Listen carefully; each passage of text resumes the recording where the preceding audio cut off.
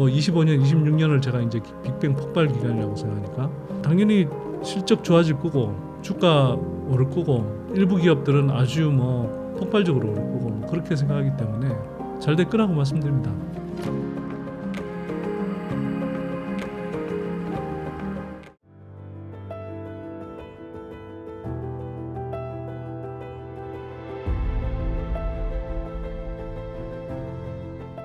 재벌과 정부 정치권의 눈치를 보지 않고 정직한 정보를 전달하려고 하는 선대인 경제연구소의 선대인 소장입니다. 반갑습니다. 잘 될 겁니다. 왜 이렇게 말씀드리냐면, 그러니까 투자의 시간 지평을 어떻게 보느냐에 따라서 그 많은 분들의 판단이 다르실 거예요. 한국의 투자자들은 전반적으로 주식 투자의 어떤 시간 지평이 되게 짧아요. 그러니까 예를 들면 뭐 단타 매매하는 사람도 있고, 뭐 모멘텀 플레이하는 사람도 있고, 뭐 이 스윙 매매 뭐 이런 식의 이야기도 하고, 뭐 그러는 사람들이 주류이고, 뭐 국내 기관들부터가 뭐 두세 달 또는 심지어 뭐 한 달 단위로 이게 뭐 성과를 평가받는 시기다 보니 모멘텀 플레이에 익숙하고, 그러다 보니 그때 뭐 테마를 추종하고 뭐 모멘텀을 따라가는 그런 이제 투자가 정석인 것처럼 돼 있죠. 그리고 그때 바로 수익 잘 나는 사람이 장땡이고 안 그런 사람은 뭐 바보가 되는 격이고 뭐 이런 식으로 이제 생각하다 보니 뭐 당장 그리고 2차전지 섹터가 이제 뭐 이 지난해에 흥분이 가라앉고 계속 조정을 받고 있으니 저건 뭐 금방 좋아지지 않을 거다라는 뭐 통념부터 뭐 심지어는 지난해가 고점이고 영영 뭐 더 이상 그 회복하기 힘들다 또는 뭐 몇 년씩 걸릴 거다 뭐 이런 식의 이제 굉장히 비관적인 뭐 전망 또는 사실 뭐 전망이라기보다는 그런 이제 인식이 팽배하죠 현재는. 근데 그 제가 잘 될 거다 이렇게 말씀드린 건 뭐냐면 제 그 투자의 시간 지평은 뭐 다른 사람보다 조금 더 긴 편인 것 같고요. 일반적인 경우보다. 그리고 제가 또 많은 분들한테 이야기할 때도 그 투자 좀 중장기적인 호흡으로 이렇게 투자를 하라고 하니까 그런 관점에서 보자면 저는 뭐 당연히 잘 될 수밖에 없다고 생각합니다. 왜? 2차전지 섹터는 제가 계속 구조적 성장 섹터라고 이야기를 했고 여전히 그 향후에 성장할 수 있는 배터리 산업의 어떤 성장 속도와 성장의 사이즈를 생각하면 여전히 초기에 머물고 있다. 이렇게 이제 보기 때문에요. 지금의 일시적인 어떤 성장 둔화 구간 이런 것들이 뭐 당장 투자로 보면 뭐 투자하기에는 좀 힘든 구간으로 느껴질지 모르겠지만 조금만 시간을 늘려서 뭐 당장 내년, 내후년, 뭐 25년, 26년을 제가 이제 빅뱅 폭발 기간이라고 생각하니까 뭐 그때로 보면 뭐 당연히 실적 좋아질 거고 주가 오를 거고 뭐 일부 기업들은 아주 뭐 폭발적으로 오를 거고 뭐 그렇게 생각하기 때문에 잘 될 거라고 말씀드립니다. 하반기에 많이 좋아질 겁니다. 저는 제가 이렇게 말씀드린 건 뭐 일반적으로 그냥 뭐 증권사 리포트에 하반기부터는 좀 회복될 거다 뭐 이런 식으로 이야기하니까 뭐 그걸 따라서 하는 말이 아니고요. 저는 탐방을 많이 다니는데 탐방을 다녀보면 모르겠습니다. 제가 이제 뭐 배터리 3사나 뭐 이런 정도의 기업을 뭐 다니진 않고 또 그런 기업은 개별적인 어떤 탐방을 받아주지는 않으니까요. 그러나 제가 뭐 주로 좀 찾아다니는 그런 그 2차전지 소재 쪽 기업들의 이야기를 들어보면 대체로 그 올해 하반기 되면 실적이 좋아질 것 같다. 또 뭐 좋아질 만한 요인들이 있다. 라고 이야기를 하고 그 이야기들을 들어보면 대체로 좀 구체적인 근거들이 있기 때문에 뭐 좋다고 저는 말씀을 드리는 거고요. 그래서 뭐 그 개별 기업들이야 뭐 각자 그 개별 기업의 사정을 이야기하는 거지만 저는 여러 기업들을 다니면서 그 각각의 기업들의 이제 상황들을 전반적으로 종합해서 또 판단을 하게 되잖아요. 그런 관점에서 드리는 말씀이고요. 그래서 하반기에 대체로 상당수의 그런 기업들은 상반기보다 좋아질 거다. 그렇다고 뭐 폭발적으로 좋아지냐? 그건 당연히 아니고요. 아직은. 그러나 25 그러니까 굳이 이제 뭐 기울기를 말씀을 드리면 지금은 이제 좀 뭐 바닥을 다지는 구간이고 예, 하반기 들어가면 이제 이렇게 올라가게 되고 내년 이렇게 올라가고 내후년 이렇게 확 올라가서 25년 이렇게 확 올라가고 그 다음에 27년부터 다시 이제 좀 또는 뭐 27년까지 조금 연장될 수도 있지만 예, 적어도 25년, 26년 빅뱅 폭발의 그 어떤 기본적인 성장의 기울기 제가 뭐 계속 강조해오는 그 기울기에 큰 차이는 없다고 생각합니다. 다만 이제 차이가 발생한 건 이제 이 정도로 캐즘 구간이 좀 길어질까 예, 였던 건데 예상보다는 이제 특히 이제 주가 조정이라는 측면에서 보면 지난해 하반기부터 그 올해 지금까지 이미 대략 한 8, 9개월 정도 이어지다 보니 많은 분들이 이제 좀 2차전지 쪽에 투자하신 분들은 지치시기도 하고 뭐 그런 것 같아요. 예. 그러나 제가 생각할 때는 적어도 우리가 이제 주식 투자에서 스몰캡이라고 부르는 그런 정도의 회사들은 하반기부터는 좋아질 것 같다. 그리고 그 스몰캡들이 좋아지기 위해서는 당연히 예, 전방에 있는 뭐 배터리 셀 업체들도 좋아질 수밖에 없는 그림 아닐까. 뭐 이렇게 이제 생각을 하는 거죠. 네. 그러니까 그걸 꼭 뭐 대우전자 재료의 사례만으로 이렇게 이야기할 수는 없고요. 사실은 이렇게 이제 그 보통 지수 전체가 빠지든 뭐 예를 들면 22년처럼 금리 인상 여파 때문에 지속적으로 20% 30%까지 이제 빠졌던 뭐 그런 시기나 또는 뭐 지난해 한 8월 이후부터 예, 지금까지 2차전지 섹터 전체로 이렇게 쭉 빠진 흐름일 때 큰 흐름에서 빠질 때는 사실은 대형주, 업종 대표주에 투자하면 그 수익 내기가 어려워요. 그러나 사실은 좀 뭐 개별 스몰캡 종목들을 이렇게 찾아보면 오히려 수익 낼 가능성은 상당히 있거든요. 뭐 예를 들어서 제가 지난해 여기 웅달 책방 나와서 지난해 11월 초에 나왔던 걸로 기억을 하는데 그때 나와서 웅달님이 향후에 뭐 어떤 쪽을 좀 좋게 보시냐 그래서 제가 전액과 동박을 좀 주목해서 보고 있다. 그래서 전액하고 동박을 좀 유심히 보시라 이렇게 이제 말씀을 드렸고 제가 그 이야기를 뭐 제가 진행하는 선대인 TV나 또는 뭐 심지어 매경 머니쇼 이런 데 나가서 제가 그듭 이제 강조해서 말씀을 드렸는데 실제로 그 전액 쪽은 전액 플러스 전액 밸류 체인 쪽은 계속 올 들어서도 되게 강세였습니다. 그리고 동박 업체들도 뭐 SKC, 롯데에너지 머티리얼스 뭐 이런 업체들이 2차전지 섹터 전체적으로는 이렇게 뭐 양극재를 중심으로 해서 이렇게 또 배터리 셀 업체들 중심으로 해서 이렇게 많이 가라앉았다면 제가 말씀드렸던 전해액은 매우 강했고요, 사실. 네, 그리고 동박 쪽도 상대적으로 되게 강해서 웬만한 섹터에 웬만한 종목들보다 수익률이 나쁘지 않다인 거고요. 네, 그래서 그 섹터 전체라고 볼 때 우리가 이제 뭐 이게 배터리 3사나 양극재 업체들을 중심으로 해서 이제 대형 소재 업체들이 대체로 이제 뭐 조정을 많이 받고 있는 거지. 그리고 그 관련한 이제 뭐 업체들, 예를 들어서 리튬 관련 업체들 이런 업체들도 이제 조정을 받고 있죠. 왜냐하면 리튬 가격이 계속 상대적으로 약세였으니까. 그러나 그 틈바구니 속에서도 지난해 오히려 소외받았던 예, 오르지 못했던 이런 종목들 경우에 개별 종목들 또는 개별 작은 섹터 내의 어떤 그 메리트 때문에 오히려 이제 주가 흐름이 괜찮은 경우들이 많았고 또 계속 나오고 있죠. 그래서 대주전자 재료 같은 경우도 그런 흐름의 하나라고 봅니다.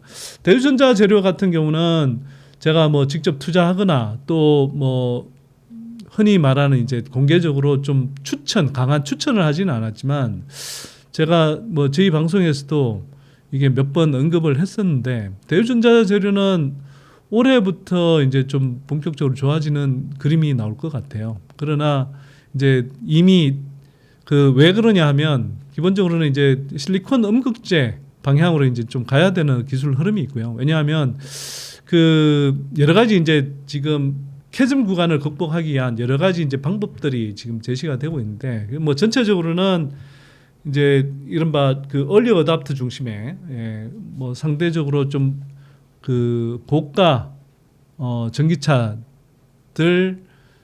상대적으로 많이 이제 소화가 됐고 이제 이른바 볼륨 시장, 중저가 볼륨 시장으로 이제 건너가야 되는데 그러려면 배터리 가격도 낮아져야 되고 좀 더 많이 대중적으로 확산이 되려면 뭐 충전 속도도 이제 충방전 속도도 빨라져야 되는데 특히 음극재 쪽에서 이른바 이제 충방전 속도를 이제 높이는 게 이제 음극재가 되게 중요한 거고요.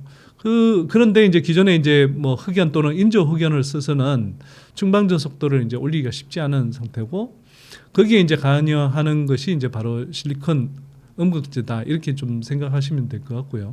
그 실리콘 음극재를 그렇다고 100% 쓸 수 있는 게 아니고, 이제 기존에 그 흑연 중심의 이제 음극재에다가 일정한 이제 배합 비율을 쓰게 되는데, 지금까지는 이제 범용이 대략 한 5% 정도였고, 이제 올해 그 대주전자 재료가 이제 타겟으로 하는 게 대략 한 8% 정도 배합 비율까지 올리는 걸로 이제 목표를 하고 있고요. 그래서 지금까지는 그 실리콘 음극재, 대주전자 재료의 실리콘 음극재를 사용하는 비율이 또 사용량이 상대적으로 높지 않고 적용되는 모델도 많지 않은데, 대주전자 재료 탐방을 해보니 올해 안에는 이제 한 9개 모델 정도로 적용 모델이 확장이 될 것 같아요. 그리고 그에 따라서 이제 실적도 뭐 사실은 실리콘 음극재 사업을 한다라고 몇 년 동안 이야기해왔지만, 그 사실 실적 측면에서 보면 기존 사업 매출 비중으로 보면 상당히 좀 미미했거든요. 그러다 보니 이제 그럼에도 불구하고 이제 그 기대감으로 이미 주가는 상당히 좀 높게 형성이 돼 있었고, 그러다 보니 이제 주가가 잘 못 갔죠. 그런데 이제 올해 일단 그렇게 뭐 적용 모델 수가 늘어나고, 또 그러면서 뭐 아직은 전체 매출에서 차지한 비중이 뭐 그렇게 크진 않으나, 그래도 지난해에 비하면 3배 가까운, 적어도 실리콘 음극재 쪽 매출 규모가 3배 가까이 늘어나고, 내년에도 한 2배 이상 늘어날 것으로 예상이 되고요. 그렇기 때문에 실리콘 음극재 사업이 이제 본격적으로 성장하는 단계에 들어간다, 뭐 이렇게 이제 좀 볼 수 있을 것 같고, 그런 가운데 이제 뭐 최근에 기사가 나온 게 이제 아마 그 미국의 테슬라 향으로 추정이 되는데, 그쪽에 이제 그 배터리 쪽으로 실리콘 음극재가 대주전자의 실리콘 음극재가 적용되는 거 아닐까라는 이제 기대감으로 오늘 주가가 좀 많이 오른 것 같아요. 그래서 그렇게 당연히 이제 그 테슬라 향으로 들어가게 된다 그러면 상당히 뭐 향후에 실리콘 음극재 적용 그 어떤 적용에 따른 매출이 더 큰 폭으로 늘어날 수도 있고요.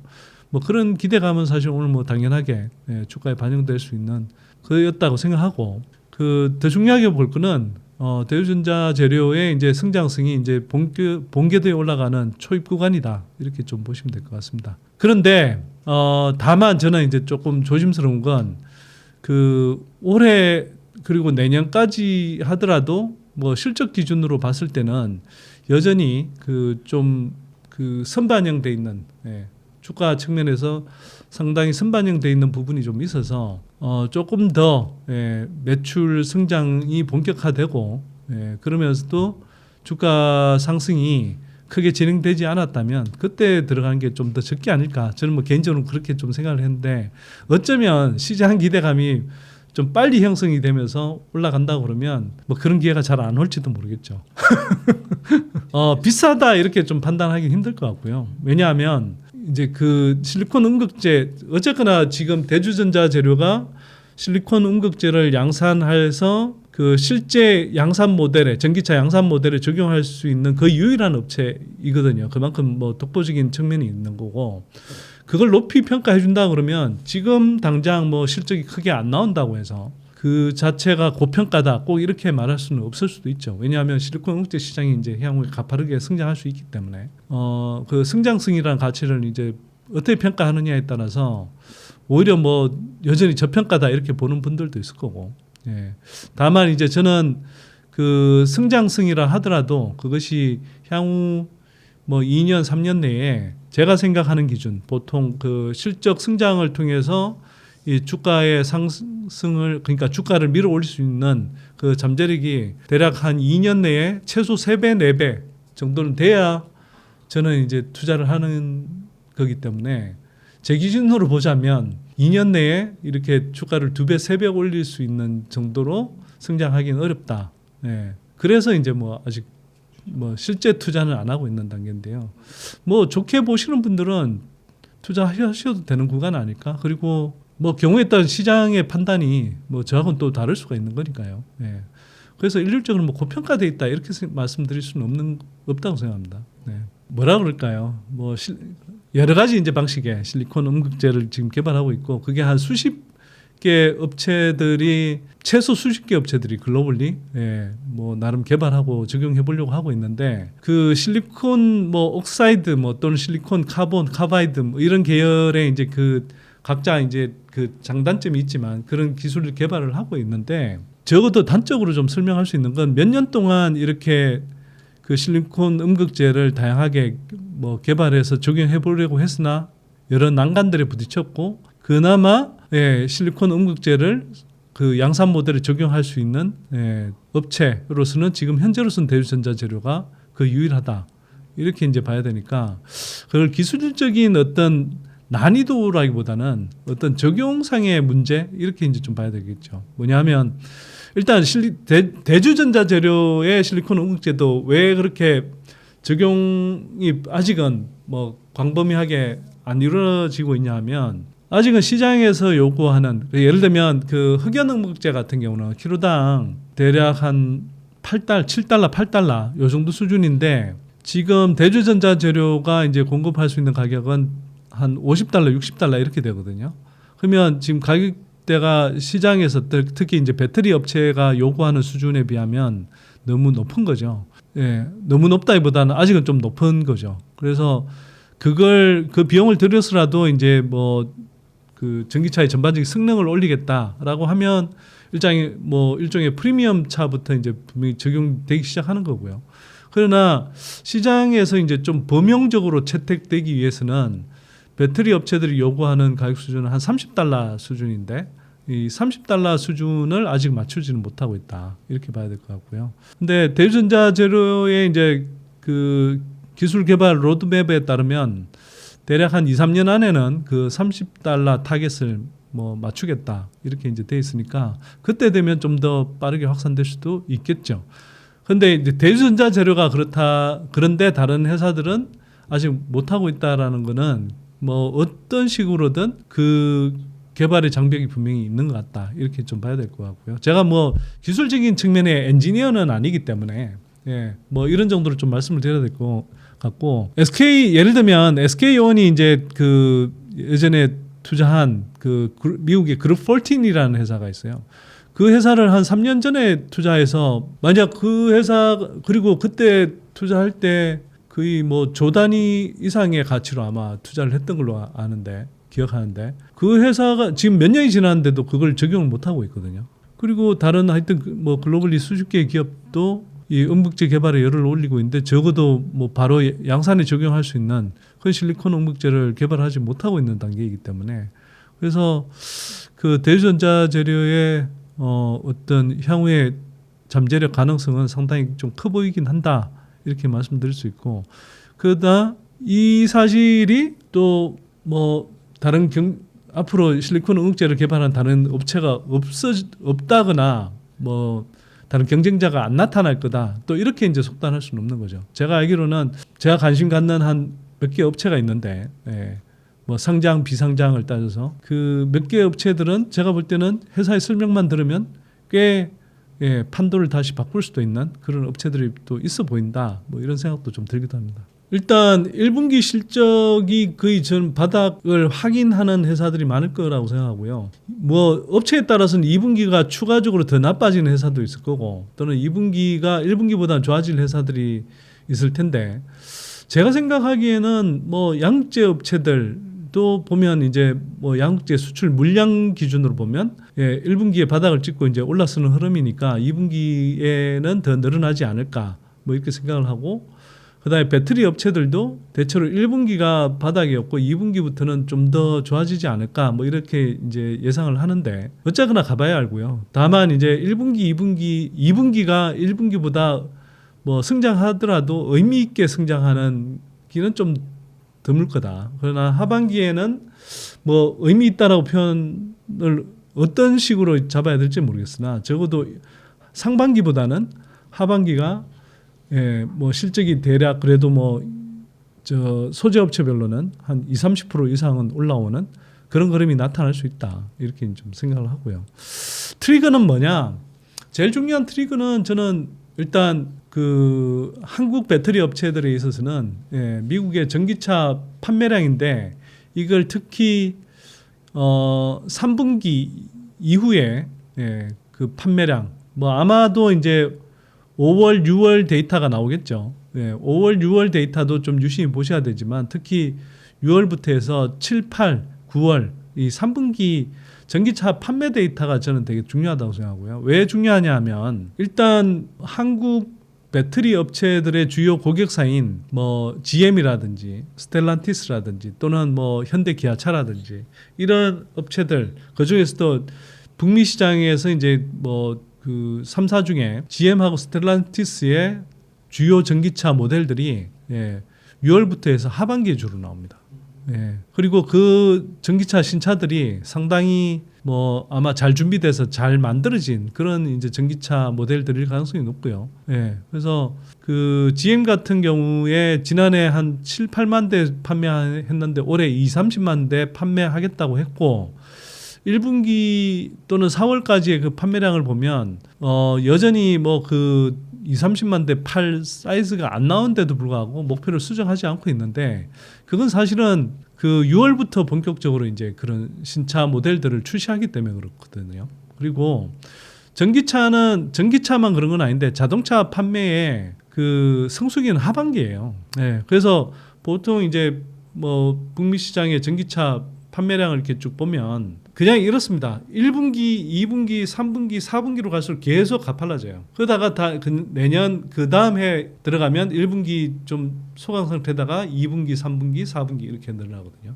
전기차 판매량이 계속 그런 이게 분기별로 그런 흐름을 보이면서 연간 단위로는 계속 성장을 해온 겁니다. 근데 올해 1분기 같은 경우는 북미 시장에서 몇 가지 그 좀 저조할 만한 상대적으로 성장률이 둔화될 만한 이유가 있었는데요. 첫 번째는 이른바 지난해 이제 연말쯤에 FEOC 규정에 따라서 적용 차종 그러니까 ARA 세제 적용 차종 대상이 많이 줄었습니다. 그러니까 연말에 한 43종 기준이었다가 그 FEOC 적용 기준에 따라서 19개까지 줄었다가 이제 점진적으로 늘어나긴 했으나 보조금 대상 차종이 많이 줄었다. 그다음에 두 번째는 그 홍해 사태 때문에 그 북미 전기차 시장에 아직은 미국 전기차 시장의 한 절반 정도를 차지하는 테슬라가 그 차량 운송 그다음에 인도하는 과정에서의 차질 문제로 테슬라의 판매량이 사실 좀 많이 줄었다. 그러다 보니 전체적으로 전기차 시장 성장이 많이 둔화된 것처럼 보이는데 실제로는 그 테슬라를 제외하고는 그 웬만한 다른 자동차 업체들의 그 전기차 판매율은 오히려 매우 높았습니다. 50%에서 100% 심지어는 뭐 200% 300% 성장한 회사도 있거든요. 그런 걸 보면 사실은 이게 지금 보면 그 약간의 착시 현상일 수도 있어요. 그러니까 테슬라를 제외하고 그다음에 포드였나? 그 포드가 사실은 미국 자동차 3사 중에 전기차 전환에 제일 좀 뒤처져 있거든요. 그런 회사 정도를 제외하면 그 사실은 1분기에도 다른 자동차 웬만한 완성차 업체들의 전기차 판매량은 사실 상당히 호조였어요. 현대 기아차도 뭐 70% 100% 이렇게 성장했거든요. 미국 시장에서. 그러니까 이걸 생각해 보면 사실은 테슬라의 전기차 판매량이 웬만큼 돌아오고 그다음에 다른 자동차 업체들이 전기차 판매량을 늘리고 특히 그 아까 말씀드렸던 GM이라 스텔란티스의 그런 새로운 신모델들이 전기차 신모델들이 시장의 주목을 받는다고 그러면 하반기에는 의외로 지금 생각하는 것보다 되게 그 판매량이 상당히 늘어날 수도 있다. 이렇게 좀 예상을 해볼 수 있고요. 그렇게 되면 자 이걸 이제 좀 생각해 보셔야 되는데 지금 왜 한국 배터리 산업의 캐즘이 되게 크게 느껴지냐. 두 가지예요. 한편으로는 좀 이런 생각이 드실 거예요. 아니 전기차 판매량이 그렇다고 역성장한 게 아니거든요. 캐즘이라는 것이 지금 우리가 캐즘이라고 부르는 게 사실은 전기차가 뭐 지난해 대비해서 적게 팔리는 게 아니에요. 전기차는 여전히 지난해보다 많이 팔려요. 뭐 1분기에 미국 전기차 같은 경우 테슬라가 마이너스 20% 성장한데도 불구하고 전체 전기차 시장 자체는 6%인가 성장을 했거든요. 그리고 1분기를 지나서 이제 4분기에는 10%대 성장을 했어요. 미국 시장이. 그런데도 왜 그러면 아니 그 10% 가까이 또는 6% 성장한 그라도 느껴져야 되잖아. 지난해보다는 실적이 좋아야 되잖아. 이렇게 생각하실 거 아니에요. 그게 맞거든요, 사실은. 그런데 왜 한국 배터리 산업이 이렇게 죽을 쓰고 있는 것처럼 보이냐. 물론 이제 주가의 기대감이 많이 반영됐다가 이제 꺾이는 측면도 있겠죠. 근데 실적 자체가 사실 쪼그라들었단 말이에요. 그거는 어떻게 설명할 수 있냐는 거죠. 전기차 판매는 어쨌거나 늘어났는데. 이게 이제 그래서 여기에 사실 그런데 향후 전망에 관한 되게 중요한 힌트가 숨어 있어요. 이제 굳이 이걸 이제 제가 좀 설명을 해야 되는 이유는 자, 보세요. 전기차 시장이 이제 그 많이 성장한다라고 하면 성장할 거 많이 잘 성장하고 성장한다 할 때는 그럼 어떤 일이 벌어지냐? 자, 완성차 업체부터 한번 생각을 해보시면, 전기차 판매량이 상당히 빠르게 성장할 것 같네. 그러면 야, 이거 우리가 빨리 선제적으로 배터리를 확보해야지. 이렇게 그러면 야, 배터리 막 선제적으로 확보하려고 막 계약 맺고 배터리 업체들한테 가서 줄 서서 이제 빨리 주세요 이렇게 하는 거고, 배터리 업체들은 이거 봐라. 야, 주문 계속 들어오네. 계속 계약 맺자고 하네. 그러면 우리 빨리 선제적으로 배터리 생산 캐파 늘려야지. 막 이제 지어대고. 자, 그런 상황에서 그럼 배터리 업체들 입장에서 보면 소재가 필요하잖아요. 양극재, 응목재, 동박, 이렇게 분리 전해 주문 막 한단 말이에요. 그러면 야, 이거 봐라. 배터리 업체들이 소재 엄청 달라고 하네. 그럼 우리도 빨리 지어야지. 소재 늘려야지. 먼저 하여튼 캐파 구축해 놓으면 야, 나중에 빨리 물량 공급하면서 우리가 앞서 나갈 수 있겠네. 그래서 이제 소재도 캐파를 막 짓고, 그리고 소재 그러면 또 이런 거잖아요. 소재에 필요한 광물, 이거 빨리 확보해야 되겠네. 리튬, 니켈 이런 거 막 확보해 놔야겠네. 그리고 실제로 이제 그런 분위기 때문에 리튬 가격도 막 올라가네. 지난해 한 상반기 초반까지 그랬잖아요. 그러니까 야, 그러면 빨리 리튬 확보해야 되네. 야, 리튬 막 비싼 가격에 사놓고 이런 흐름이 계속 이어진단 말이에요. 그런 결과 그런데 생각보다 시장이 빨리 안 가고 한 30% 성장할 거라고 생각했는데 한 자리밖에 성장 안 해. 그러니까 그리고 되게 슬로우해지는 느낌이 드네. 그러니까 그러면 완성차 업체부터 어떻게 또 판단하냐? 야, 30-40% 성장할 거라고 생각했는데 5%밖에 성장 안 하네. 그럼 이거 야, 배터리 많이 주문해놓고 이미 이제 많이 쌓아놨는데 이건 배터리 주문량을 좀 줄여야 되겠네. 이미 많이 확보해놨단 말이에요. 많이 성장할 줄 알고. 근데 그리고 빨리 주문할 필요 없겠네. 나중에 조금, 그리고 지금 배터리 가격이 이제 좀 캐즘 구간 들어간다고 하니까 좀 싸지는 것 같으니까 급하게 주문할 필요 없겠네. 그렇게 이제 그런 배터리 업체에다가 이제 주문을 하게 되고 하게 되면서 이제 그런 시그널이 전달되겠죠. 그럼 배터리 업체는 소재 업체는 광물 업체. 이런 식으로 계속 그런 이제 시장의 정보가 전달이 된단 말이에요. 그럼 어떻게 되겠어요? 자, 전기차 시장이 막 성장한다. 그래서 기대감이 이제 좀 증폭되면서 그럴 때는 미래의 어떤 아직 당장의 수요가 아닌 것까지 미래의 수요까지 끌어오면서 이제 이제 완성차 업체부터 이제 앞으로 갈수록 업스트림으로 올라갈수록 다운스트림에서 업스트림으로 올라갈수록 계속 이제 이 주문이 수요가 이제 늘어나는 걸로 전달이 되는 거고, 그래서 막 하락을 그리다가 갑자기 이제 아닌 것 같다 그러니까 이제 정반대의 시그널이 이제 전달되겠죠. 그러니까 이제는 또 업스트림으로 갈수록 이제 막 쭉쭉 수요가 빠지는 느낌이 들고, 그러다 보니 어떤 현상이 발생해요? 리튬 가격이 막 $70, $80 가던 게 $15, $17까지 내려가서 막 폭락을 하잖아요.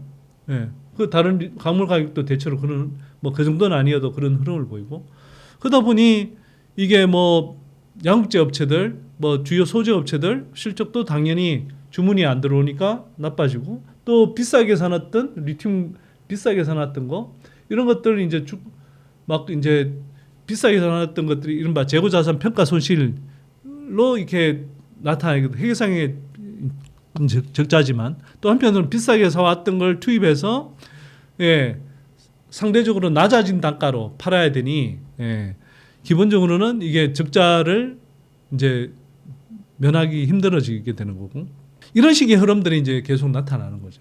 그러다 보니까 실제로 전기차 시장의 성장은 예를 들어서 이만큼 성장하다가 그러니까 이만큼 가파르게 성장하다가 성장률이 요 정도로 그냥 둔화됐을 뿐인데 그와 관련된 밸류 체인의 진폭은 이거보다 훨씬 커지는 거죠. 이게 이렇게 확 올라갔다가 꺾였다가 이런 식의 이제 출렁임이 발생하는 거예요.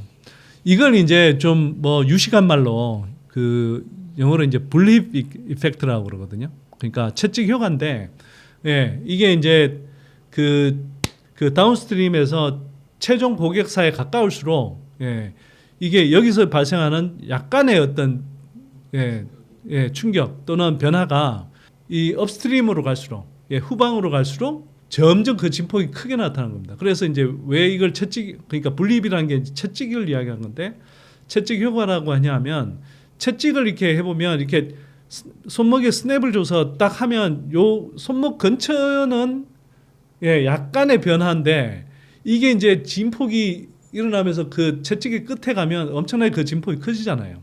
이런 식의 이제 진폭이 커지는 효과가 발생한다라는 것에서 이제 분립 효과라고 하는데 이게 사실은 뭐 여러 산업에서 많이 발생을 하지만 그 특히나 이런 광물 소재 그다음에 또 농산물 이렇게 쉽게 이제 그 업스트림의 공급 탄력성이 떨어지는 그런 산업에서 특히나 되게 강하게 발생합니다.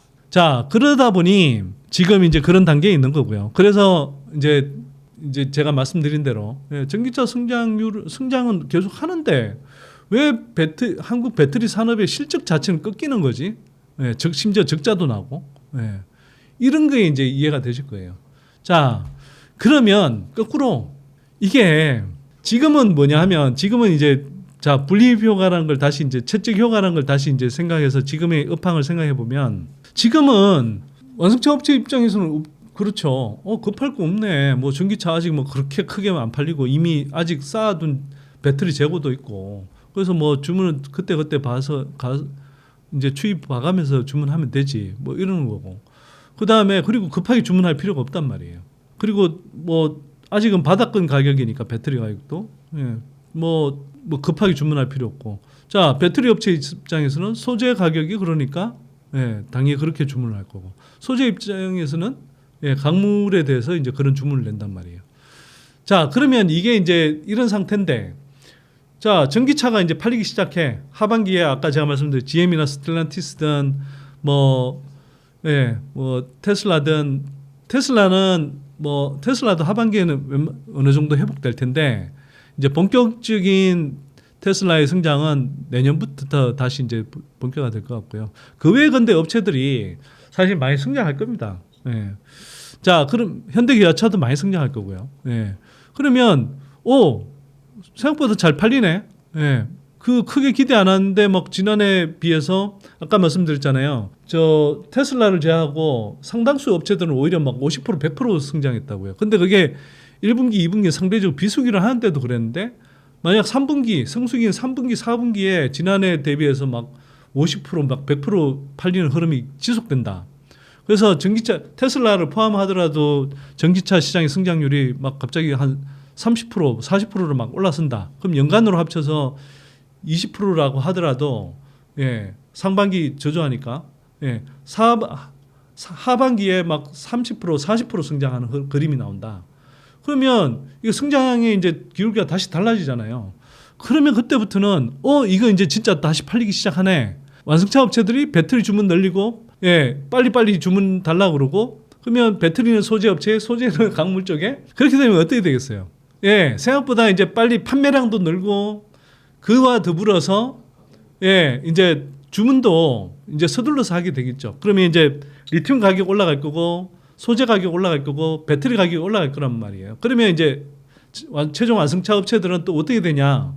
이때부터는 다시 이제 전기차도 이제 팔리는 데다가 가격 흐름을 보니 자꾸 올라가네.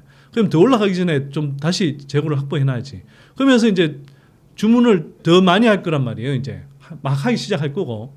그러면 그게 다시 이제 진폭이 커지면서 의외로 생각보다 빨리 배터리 가격, 소재 가격, 광물 가격이 올라갈 수 있습니다.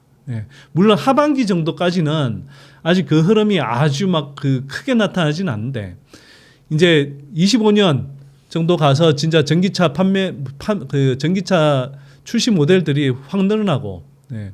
예를 들면 그 유럽 폭스바겐 이런 회사들은 올해 10몇 종이다가 내년 되면 60몇 종으로 전기차 모델 수를 늘려요.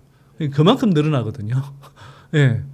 그러니까 그렇게 되면 이제 25년 같은 경우는 뭐 수요가 확 늘어나면서 이제 가격도 또 올라갈 거고 27년 아니 26년 가면 더 늘어날 거고, 예, 그런 흐름이 저는 연출될 가능성이 높다고 생각하는 거고요. 그러면 우리가 보통 이제 투자에 있어서 예, Q와 P를 이야기하는데, 예, 뭐 배터리 업체, 소재 업체 입장에서 보면 당연히 판매량도 하반기부터 이제 내후년으로 가면 계속 이제 판매량이 늘어날 거고, 그 다음에 그 과정에서 큰 흐름에서 보면 가격이 계속 올라갈 거란 말이에요. 예. 특히 광물 가격은 확실히 올라갑니다. 광물, 그 다음에 소재 가격이나 배터리 가격, 물론 이제 그 배터리 가격, 소재 가격은 어쨌거나 또 압력을 좀 받긴 해요. 왜냐하면 이게 이제 중저가 볼륨 시장으로 들어가기 위해서 계속 이제 배터리가 에너지 밀도당 배터리 가격이 이제 계속 좀 낮아져야 되는 압력이 이제 분명히 시장 압력이 있거든요. 중저가 볼륨 시장으로. 예, 그렇기 때문에 뭐 막 무작정 이렇게 올라가지는 않으나 다만 상대적으로 계속 같은 그 배터리 수준이라면 가격이 상승 압력을 상당히 받을 수 있는 국면에 갈 거예요. 예. 그 중저가 볼륨 시장으로 들어가는 건 이른바 이제 뭐 이제 고전압 미드 니켈 배터리 이런 식으로 이제 뭐 그런 배터리들이 나오면서 맞출 테고, 예, 그러나 그 같은 배터리 스펙이라면 지금처럼 그렇게 저조한 흐름은 아닐 겁니다. 그러면 그렇게 되면 배터리 판매량이 늘고 배터리 소재의 광물의 판매량이 늘고, 예, 가격은 올라가게 돼 있고, 그러면 이제 실적이 당연히 좋아지는 거죠. 예.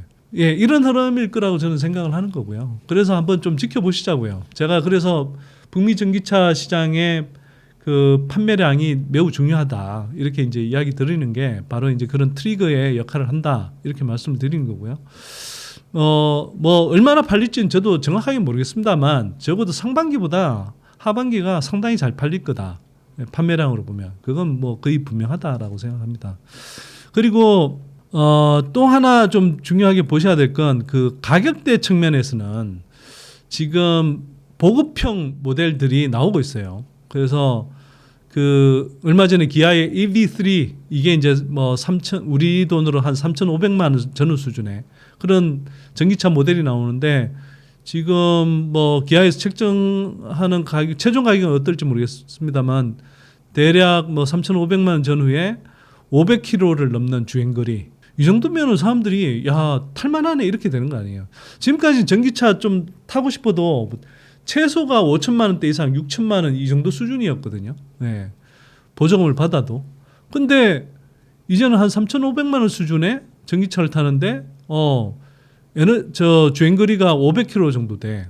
그것도 중국산 배터리 아니고, 예, LG엔솔의 한국산 배터리 탑재하고도. 그래서 한번 충전해서, 예, 부산까지 서울에서 부산까지 내려갈 수 있어. 중간에 한번 충전하지도 않고. 그러면 탈만한 거 아닌가요? 그러면 이런 차들이 이제 지금 나온단 말이죠.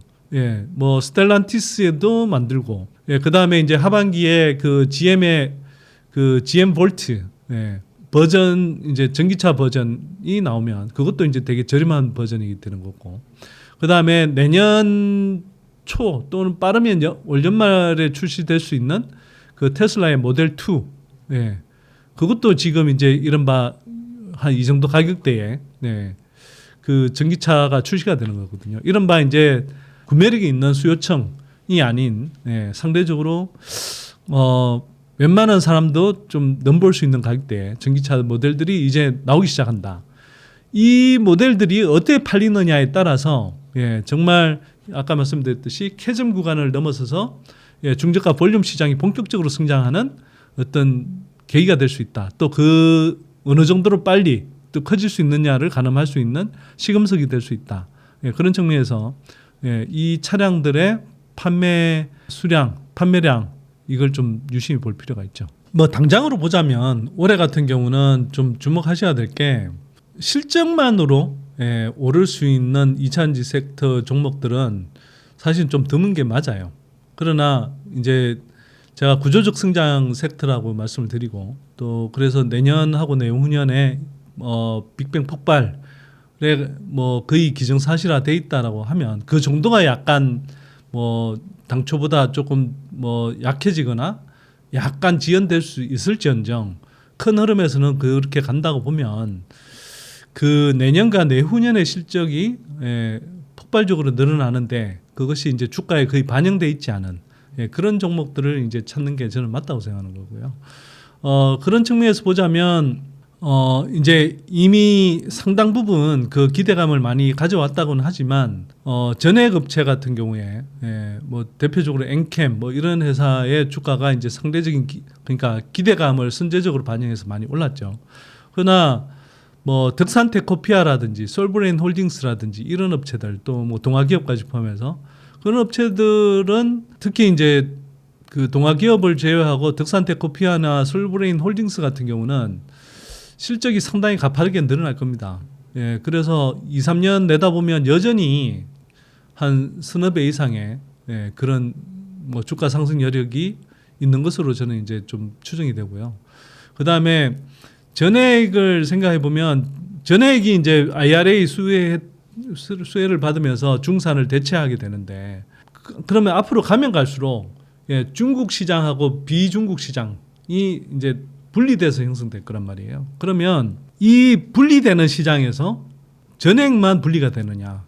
전액 밸류 체인을 따져보면 전액을 따라서 뭐 전해질염, 뭐 첨가제 뭐 이런 것들이 또 이제 실적이 좋아질 가능성이 또 있다고 이제 볼 수 있겠죠. 그 다음에 제가 이제 볼 때는 리튬을 주목하셔야 되는 게 리튬 관련해서 이건 뭐 양재 업체들도 마찬가지인데 저는 26년 정도 가면 다시 리튬 가격이 $50, $60 이렇게 올라선다고 봅니다. 지금 $20가 채 안 되는 수준이니까 리튬 가격이 다시 굉장히 그 폭등하는 그런 구간으로 갈 수 있다고 생각하거든요. 지금 이렇게 이야기하면 많은 사람들이 또 픽픽 웃을 줄 몰라요. 그런데 거꾸로 이야기하면 이게 리튬 가격이 지난해 $70, $80까지 갈 줄 예측한 사람이 드물었죠.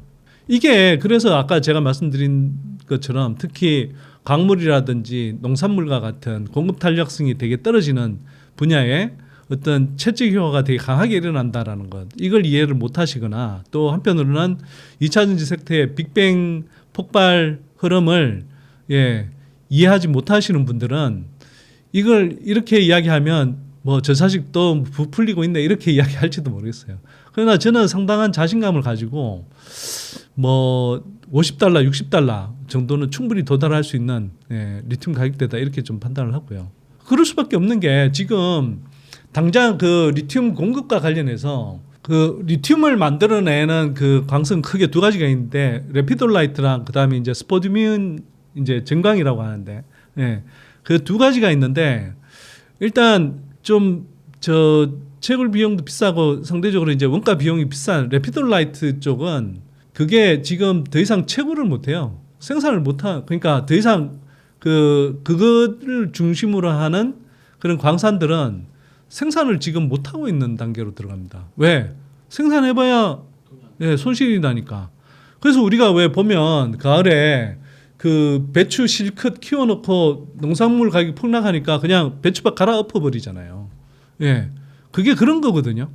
그러니까 그냥 출하를 하는 것보다 그냥 파묻어 버리는 게 그러니까 실제로 출하를 안 하는 게 오히려 남는 장사인 경우인 거거든요. 그래서 지금 그런 흐름이 속출하고 있다. 그러면 이게 한편으로는 공급이 늘어나지 않고 이제 줄어드는 현상.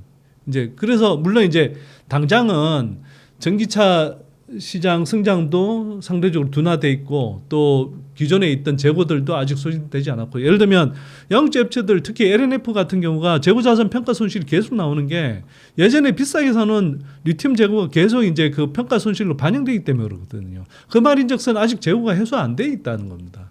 그래서 아직은 그걸 못 느끼는데 지금 이걸 이제 가동을 멈춰버리고 생산을 안 하고 있는 단계란 말이에요. 네. 그런 상태에서 수요가 늘어난다. 그리고 특히 25년, 26년 가면 이게 가파르게 늘어난다. 근데 공급은 탄력적이지 않다. 그렇게 되면 다시 리튬 쇼티지가 오면서 굉장히 가파르게 아마 그 리튬 가격이 상승할 수 있고요. 그 단계에서 보세요.